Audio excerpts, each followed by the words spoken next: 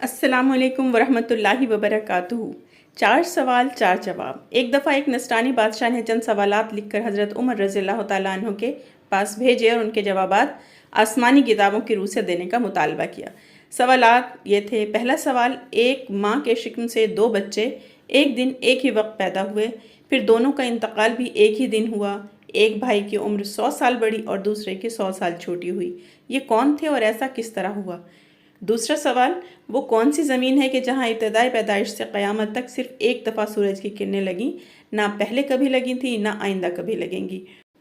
तीसरा सवाल, वो कौन सा कैदी है जिसकी कैद खाने में सांस लेने की इजाज़त नहीं और वो बग़ैर सांस लिए ज़िंदा रहता है। चौथा सवाल, वो कौन सी कब्र है जिसका मुर्दा भी ज़िंदा और कब्र भी ज़िंदा और कब्र अपने मदफून को सैर कराती फिरती थी, फिर वो मुर्दा कब्र से बाहर आकर कुछ अरसा ज़िंदा रहकर वफ़ात पाया। हज़रत उमर रज़ियल्लाहु ताला अन्हु ने हज़रत अब्दुल्लाह बिन अब्बास रज़ियल्लाहु ताला अन्हु को बुलाया और फरमाया कि इन सवालात के जवाबात लिख दें।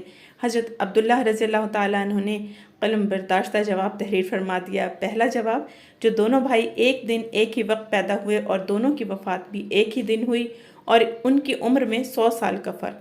ये भाई हज़रत अज़ीज़ अलैहिस्सलाम और हज़रत उज़ैर अलैहिस्सलाम थे। ये दोनों भाई एक दिन एक ही वक्त माँ के बदन से पैदा हुए, लेकिन इन दोनों की वफ़ात भी एक ही दिन हुई। लेकिन बीच में हज़रत उज़ैर रज़ियल्लाहु ताला अन्हु को अपनी कुदरत कामिला दिखाने के लिए पूरे 100 साल तक अल्लाह ताला ने मारे रखा। 100 साल मौत के बाद अल्लाह ताला ने ज़िंदगी बख्शी और सूरह आल इमरान में ये ज़िक्र मौजूद है।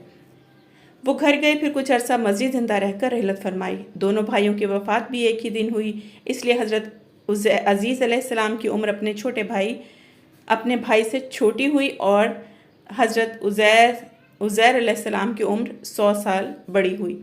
दूसरा जवाब, वो ज़मीन समंदर की खाड़ी कुल्ज़म की तह में है कि जहाँ फ़िरौन मरदूद गर्क हुआ था। हज़रत मूसा अलैहिस्सलाम के मोअज़्ज़े से दरिया खुश्क हुआ था। हुक्म इलाही से सूरज ने बहुत जल्द सुखा दिया।